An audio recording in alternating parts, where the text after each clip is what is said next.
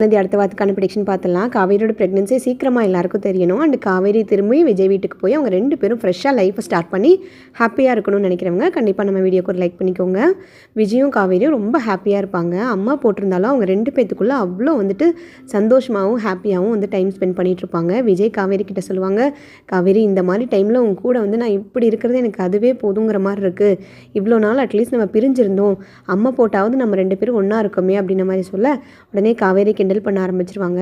அதுக்கு உங்களுக்கு அம்மா போட்டிருந்ததுன்னா பரவாயில்ல, எனக்குள்ள போட்டிருக்கு, எவ்வளோ கஷ்டமாக இருக்குது தெரியுமா விஜய், அம்மா போட்டிருக்கிறதுலாம் சாதாரண விஷயமே கிடையாது, ரொம்ப எனக்கு உள்ளுக்குள்ளேயே வந்து ரொம்ப டிஸ்டர்ப் பண்ணுது, அம்மா போடுறது சாதாரணம் இல்லைன்னு எனக்கு இப்போ தான் தெரியுது, நிறைய பேத்துக்கு போட்டு பார்த்துருக்கேன், பட் இப்போ நான் வந்து எக்ஸ்பீரியன்ஸ் பண்ணும்போது அது ரொம்ப கொடுமையாக இருக்குது, இருந்தாலும் நீங்கள் பக்கத்தில் இருக்கீங்கும் போது அதோட வலி எனக்கு தெரியாமல் கொஞ்சம் வந்துட்டு நான் நார்மலாக இருக்கேன் அப்படின்ற மாதிரி சொல்ல, எனக்கும் தெரியும் காவேரி, சிக்கன் பாக்ஸ் வந்தால் எவ்வளோலாம் கஷ்டங்கிறது எனக்கும் தெரியும், எனக்கும் முன்னாடியெல்லாம் வந்திருக்கு அப்படின்ற மாதிரி விஜய் சொல்லுவார். அதுக்கப்புறம் வந்து விஜய் காவேரி கிட்டே கேட்பாங்க, ஒரு வேளை வந்து உங்கள் அம்மாவுக்கு வந்து நான் இங்கே இருக்கிறது தெரிஞ்சிருச்சுன்னா என்னடி பண்ணுவேன், மாட்டிருவியா நல்லா அப்படின்ற மாதிரி கேட்க, அப்படிலாம் இல்லைங்க, இது என்ன நம்ம என்ன 2 பேரும் கொலை குத்தமாக பண்ணிட்டோம், இல்லை திருட்டுத்தனமாக வந்து லவ் பண்ணிக்கிட்டு இருக்குமா, நான்லாம் வந்து எதுக்குமே பயப்பட மாட்டேன், ஒரு வேளை என் அம்மாவே வந்து கேட்டாலுமே நான் தைரியமாக சொல்கிறேன், என் புருஷன் கூட நான் இருக்கேன், உனக்கு என்னம்மா பிரச்சனை அப்படின்ற மாதிரி வந்து நான் கேட்க தான் போகிறேன் அப்படின்ற மாதிரி சொல்ல, டக்குன்னு விஜய் வந்து கிண்டல் பண்ணுவார். உங்கள் அம்மா வந்துட்டாங்க அப்படின்னு, ஐயோ அம்மா அம்மா அப்படிங்கிற மாதிரி காவேரியும் கத்துவாங்க. இவ்வளோ பயத்தை வச்சுட்டு பெரிய இவன் மாதிரி வந்துட்டு போல்டாக நான் சொல்லுவேன், விஜய் இங்கே இருந்தால் உங்களுக்கு என்ன பிரச்சனைன்னு கேட்பேன்றியா, உன்னை பற்றி எனக்கு தெரியாதா, நான் என்கிட்ட பேசும்போது இப்படி பேசுவே தவிர உங்கள் அம்மா கிட்ட வந்து அப்படியே சரண்டர் ஆயிடுவேன், எனக்கு சப்போர்ட் பண்ணி நீ ஒரு நாள் கூட பேசினதே இல்லைல்ல காவேரி அப்படின்ற மாதிரி சொல்ல, அப்படிலாம் இல்லைங்க, உங்களுக்கு எப்போவுமே நான் சப்போர்ட்டாக இருப்பேன், யார் முன்னாடியும் உங்களை விட்டு கொடுத்துடக்கூடாது, நீங்கள் வந்து அவமானப்பட்டுறக்கூடாதுங்கிறதுல நான் ரொம்ப வந்து ஸ்ட்ராங்காகவும் இருப்பேன், பட் என்னோடய சுச்சுவேஷன் வந்து ஒரு சில டைம் அப்படிலாம் நடக்குது, எதையும் வந்து நான் பண்ண முடியாமல் ரொம்ப வந்துட்டு அமைதியாக போயிடுவேன், என்னால் நான் பேசி எதுவும் பெரிய பிரச்சனை ஆகிடக்கூடாதுங்கிறக்க வேண்டி அமைதியாக அந்த இடத்துலேருந்து கிளம்பிடுவேன் அப்படின்ற மாதிரி காவேரி சொல்லுவாங்க. சரிடி இப்போ ஏதாவது பண்ணலாமா, வெளியிலே போகக்கூடாதா காவேரி, ரொம்ப போர் அடிக்குது, இப்படி நம்ம 2 பேத்துக்கும் டைம் ஸ்பெண்ட் பண்ணுறதுக்கு கிடைச்ச ஆப்ஷனை வந்து யூஸ் பண்ணி நம்ம திருட்டுத்தனமாக வெளியில் போகலாமா அப்படின்ற மாதிரி கேட்க, ஐயோ இல்லைங்க வேண்டாம், இதிலெல்லாம் நம்ம விளையாடவே கூடாது, அம்மா போட்டு கம்ப்ளீட்டாக சரியானதுக்கு அப்புறம் தான் போகணும், அது இதுன்னு சொல்லி அம்மா வரையும் அத்தை வரையும் பயப்படுத்திட்டு இருக்காங்க, அம்மா போட்டுருச்சுன்னா நம்ம கரெக்டாக இல்லைனா அது மற்றவங்களுக்கும் சேர்ந்து ஸ்ப்ரெட் ஆகும், ரொம்ப வந்துட்டு லேட் ஆயிரும், திரும்பியும் வந்துட்டு அம்மா வரதுக்கான வாய்ப்பு நிறையாவே இருக்குது அப்படி இப்படின்லாம் சொல்கிறாங்க, எனக்கு வந்து என்னால் சமாளிக்க முடியல, உங்களுக்கும் வந்துருச்சுன்னா ரொம்ப கஷ்டம் விஜய், நம்ம எதையும் வந்து அட்வான்டேஜாக எடுத்துக்கக்கூடாது, இந்த மாதிரி டைமில் யாருமே எனக்கு சப்போர்ட்டிவாக இல்லாதப்போ நீங்கள் என் பக்கத்தில் இருக்கிறதே எனக்கு பெரிய விஷயமா தோணுது, நீங்கள் என்னை கேர் பண்ணிக்கிறதே நான் பெரிய விஷயமா நினைக்கிறேன் அப்படின்ற மாதிரி சொல்ல, உடனே விஜய் சொல்லுவார், உனக்கு ஃபீவர் எதுவும் வரல காவேரி, நீ நார்மலாக தானே இருக்கே அப்படின்ற மாதிரி கேட்க, ஏங்க எப்போ பார்த்தாலும் ஃபீவர் வருதா, ஃபீவர் வந்த மாதிரி இருக்கானே கேட்டுட்ருக்கீங்க, எனக்கு ஃபீவர்லாம் வரல விஜய், நான் நார்மலாக தான் இருக்கேன், ஏன் டாக்டர் ஏதாவது சொன்னாங்களா அப்படின்ற மாதிரி காவேரி கேட்க, சேச்சா இல்லடி அப்படிலாம் சொல்லலை, சிக்கன் பாக்ஸ் வந்த டைமில் வந்து ஃபீவர் வந்தால் இன்னும் வந்து எஃபெக்ட் ஜாஸ்தியாக இருக்கும், சரியாகிறதுக்கு வந்து கொஞ்சம் லேட் ஆகும்னு சொல்லுவாங்க, அதனால தான் கேட்டேன் அப்படின்ற மாதிரி விஜயும் சொல்லுவார்.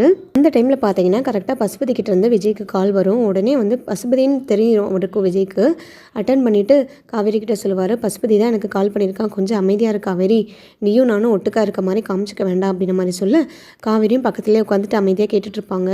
உடனே பசுபதி வந்து ரொம்ப ஓவராக பேசுவார், என்ன நீ ரொம்ப பெரிய இவன் மாதிரி ஆடிட்டுருக்கியா, நீயும் சகலைங்கள்லாம் சேர்ந்து வெண்ணிலாவோட மாமாவை கண்டுபிடிச்சி சாட்சியை ரெடி பண்ணி கொண்டு போய் போலீஸில் சொல்லி நீ வெளியில் வந்துடலாம், ஈஸியாக அதுலேருந்து தப்பிச்சிடலான்னு பார்க்குறியா, அதெல்லாம் நடக்கவே நடக்காது, நீயே இவ்வளோ பெரிய கேடியாக இருந்தேன், இவ்வளோ ஸ்மார்ட்டாக யோசிக்கிறேன்னா நான் ஒரு நான் எவ்வளோ ஸ்மார்ட்டாக எவ்வளோ வில்லத்தனமாக யோசிப்பேன், இப்போ நீங்கள் தேடிட்டுருக்க வெண்ணிலாவோட மாமாவுக்கு ஒரு எண்டு கொடுக்குறேன், அவனோட சாப்டரை நான் க்ளோஸ் பண்ணேன்னா இனிமேல் வந்து இந்த கேஸ்லேருந்து நீ வெளியிலே வர முடியாது, வெண்ணிலாவை போட்டு தள்ளின மாதிரி வெண்ணிலாவோட மாமாவையும் போட்டு தள்ளிடுறேன் அப்படின்ற மாதிரி சொல்ல, காவேரி அப்படியே ஷாக் ஆகிடுவாங்க, காவேரி அப்படியே அழுகிற மாதிரி ஆகிடுவாங்க. உடனே விஜய் பக்கத்துலேருந்து, நீ ஒன்றும் டென்ஷன் ஆகாத காவேரி, அமைதியாரு அப்படின்ற மாதிரி சொல்லிட்டு பசுபதி கிட்ட சொல்லுவா, நீ பசுபதி நீ பண்ணுறது கொஞ்சம் கூட சரியில்லை, இப்படி வந்து சம்மந்தமே இல்லாத ஒரு ஃபேமிலியை கஷ்டப்படுத்துறது, சம்மந்தமே இல்லாமல் ஒரு ஃபேமிலியை வந்து சுயநலத்துக்காகவும் நீ பழி வாங்குறதுக்காகவும் யூஸ் பண்ணிக்கிறது ரொம்பவே தப்பு, வெண்ணிலா சம்மந்தமே இல்லாமல் ஏன் உன் பிரச்சனையில் இழுத்து விட்ட, அந்த பொண்ணு என்கிட்ட பேசுறதுக்காகவும் என் கூட சேர்ந்து வாழணும்னு தான் இவ்வளோ பிரச்சனை பண்ணா, ஆனால் இப்போ நாங்களே அதுக்கு ஒரு முடிவு பண்ணிட்டோம், பட் நீ ஏன் சம்மந்தம் இல்லாமல் இந்த மாதிரிலாம் பண்ணிகிட்ருக்க, வெண்ணிலா வந்து இந்த மாதிரி தள்ளி விட்டு கொலை பண்ண ட்ரை பண்ணதும் பத்தாதுக்குன்னு வெண்ணிலாவோட மாமாவே இப்படி பண்ணுறது சுத்தமாக சரியில்லை, நீ இவ்வளோ தூரம் இறங்கியிருப்பேன்னு தெரிஞ்சு தெரிஞ்சிருந்தா நான் அப்போவே வந்துட்டு உன் சாப்டரை முடிச்சிருந்திருப்பேன். நான் யாருங்கிறத உனக்கு அப்போவே காமிச்சிருந்திருப்பேன். உன்னை இந்த அளவுக்கு வளர விட்டுருக்கவும் மாட்டேன், ஆட விட்டுருக்கவும் மாட்டேன். வெண்ணிலாவோட மாமாவுக்கு மட்டும் ஏதாவது ஆச்சு உன்னை சும்மா விடவே மாட்டேன். இது எல்லாத்துக்கும் ஒரு முடிவு கூடிய சீக்கிரம் தெரியும். பொய் சொல்கிறவங்களும் ஏமாத்துறவங்களும் இந்த திருட்டுத்தனம் பண்ணுறவங்களும் எப்பவுமே வந்துட்டு ஜெயிச்சிட்டே இருப்பாங்கன்னு இல்லை, என்றைக்குனாலும் உன்னோட முகம் வெளியில் வந்தே தீரும். அப்போ உனக்கு இருக்குடா அப்படின்ற மாதிரி சொல்ல, நீ இந்த மாதிரி சவுண்ட் விட்டுருக்க வரைக்கும் உனக்கு ஒன்றுமே நடக்காது. உங்ககிட்டயும் சரி இந்த காவேரிக்கிட்டேயும் சரி இந்த வாயினால தான் வந்துட்டு உங்களுக்கு எல்லா பிரச்சனையும் வருது. என்கிட்ட அடங்கி உடங்கி போய் மன்னிப்பு கேட்டால் கூட நான் விட்டுருவேன். நீங்கள் 2 பேரும் இந்த திமிரை பேச பேச தான் உங்களுக்கு எல்லா பிரச்சனையும் நான் கொடுத்துக்கிட்டே இருக்கேன். வெண்ணிலாவோட மாமா தேடுறதை இதோடு நிறுத்திக்கோங்க, அதுதான் உங்களுக்கு நல்லது. நீங்கள் வெண்ணிலாவோட மாமாவையோ இல்லை என்னையோ தேட ஆரம்பிச்சிங்க, ஏதாவது பிரச்சனை வருதுன்னு தெரிஞ்சேன்னா நான் கண்டிப்பாக வந்து வெண்ணிலாவோட மாமாவை போட்டு தள்ளிடுவேன். நான் வந்து அவர் எதுவும் பண்ணாமல் இருக்க வேண்டியது உங்கள் கையில் தான் இருக்குது. அது போக இப்போ வந்து வெண்ணிலாவோட மாமாவே வந்து காவேரி மேலே கேஸ் ஃபைல் பண்ண போகிறாரு.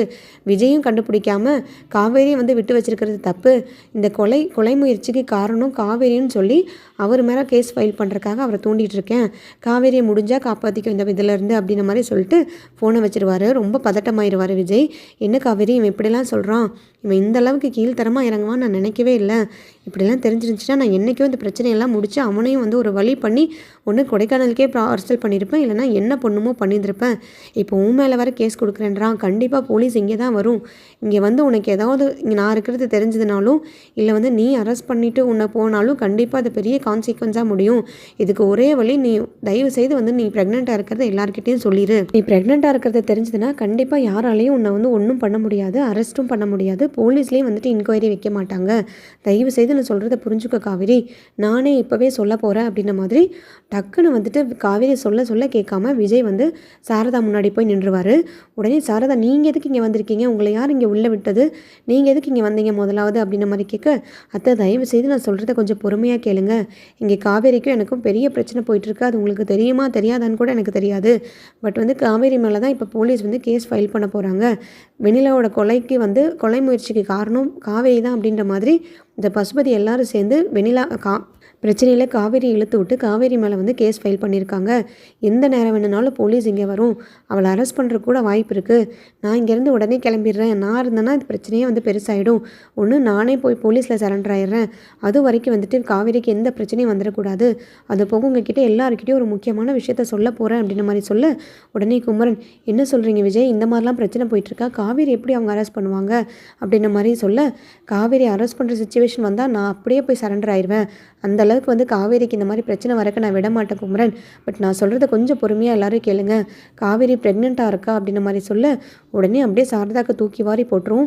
என்ன சொல்கிறீங்க, இந்த மாதிரி பொய் சொல்கிறது ஏமாத்துறதெல்லாம் உங்களுக்கு கை வந்த கலை தானே, இந்த மாதிரிலாம் தேவையில்லாமல் பேசிக்கிட்டு இருக்காதீங்க தம்பி, உங்களுக்கு அவ்வளோதான் அப்படின்ற மாதிரி சொல்ல, உடனே குமரன் கேட்பார், என்ன விஜய் நிஜமாக தான் சொல்கிறீங்களா, நிஜமாகவே காவேரி ப்ரெக்னெண்ட்டாக இருக்காளா அப்படின்ற மாதிரி கேட்க, ஆமாங்க குமரன், அவங்க ப்ரெக்னெண்ட்டாக தான் பிரதர் இருக்காங்க. இதை எல்லாருக்கிட்டையும் மறைக்கணுன்றதெல்லாம் எங்கள் இன்டென்ஷன் கிடையாது. பட் சுச்சுவேஷனால சொல்லாமல் இருந்தோம். பட் அந்த உண்மையை இப்போ மறைச்சி வச்சோம், கண்டிப்பாக வந்து இது பெரிய பிரச்சனையில் தான் கொண்டு போய் விடும். காவேரி ப்ரெக்னென்சி டைமில் இந்த மாதிரிலாம் நடந்துச்சுன்னா ஒரு வேளை வந்து போலீஸ் வந்து தேவையில்லாமல் ஏதாவது ட்ரை பண்ணாலோ இல்லை பசுபதி ஏதாவது ட்ரை பண்ணாலோ கண்டிப்பாக இதை நீங்கள் சொல்லி காவேரியை தயவு செய்து சேவ் பண்ணுங்கள்.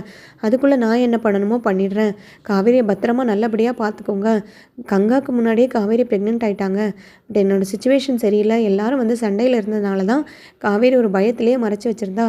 எனக்கே இந்த விஷயம் லேட்டாக தான் குமரன் தெரியும், தயவு செய்து மன்னிச்சிருங்க அத்தை அப்படின்ற மாதிரி சாரதா கிட்ட சொல்ல, காவேரி நிஜமாக தான் சொல்கிறாரா அவர் சொல்கிறதெல்லாம் உண்மையா, நீ ப்ரெக்னெண்ட்டாக இருக்கியா, நீ மாசமாக இருக்கியாடி அப்படின்ற மாதிரி கேட்க, ஆமாம்மா என்னை மன்னிச்சிருமா, நான் இதை மறைக்கணும்னுலாம் மறைக்க கிடையாது, பட் சூழ்நிலை சரியில்லாதனால தாம்மா இதை யார்கிட்டே சொல்லாமல் நான் பயத்திலேயே மறைச்சி வச்சுட்டேன், மன்னிச்சிருமா என்ன அப்படின்ற மாதிரி சொல்ல, அடிப்பாவி, இப்படி ஒரு விஷயம் தெரிஞ்சதுன்னா நாங்கள் எல்லாம் உன்னை திட்ட போகிறோமா இல்லை அடிக்க தான் போகிறோமா, நீங்கள் 2 பேரும் சந்தோஷமாக இருந்திருக்கீங்கன்னு நினச்சி நானும் சந்தோஷப்பட்டு உன்னை விஜய் கூடயே சேர்த்தி தானடி வச்சுருப்பேன்.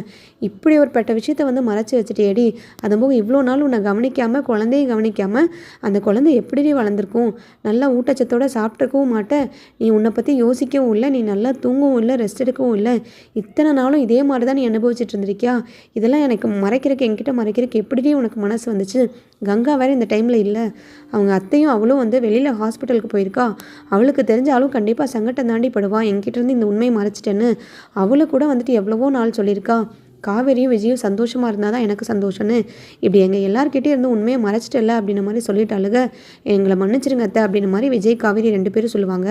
உடனே நான் இப்போ இங்கேருந்து கிளம்புறேன் அத்தை, தயவு செய்து காவேரி நல்லா பார்த்துக்கோங்க, எதுனாலும் வந்துட்டு எனக்கு அப்டேட் பண்ணிகிட்டே இருங்க, சுச்சுவேஷன் ஒரு வேளை சரியில்லாமல் போச்சுன்னா நானே இங்கே டேரெக்டாக வந்துடுறேன் அப்படின்ற மாதிரி விஜய் சொல்லிவிட்டு அவசரமாக கிளம்பிடுவார்.